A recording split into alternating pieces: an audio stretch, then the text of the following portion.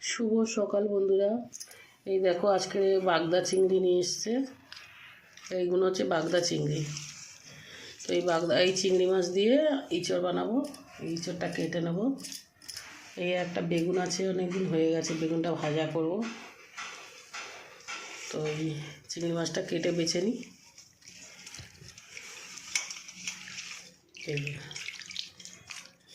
চিংড়ি মাছটা বেছে নিই, কেটে ভালো করে পরিষ্কার করে নিই।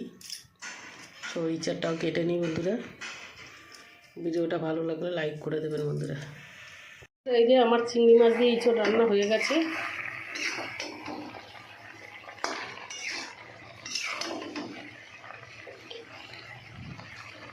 এবার আমি নামিয়ে নেব।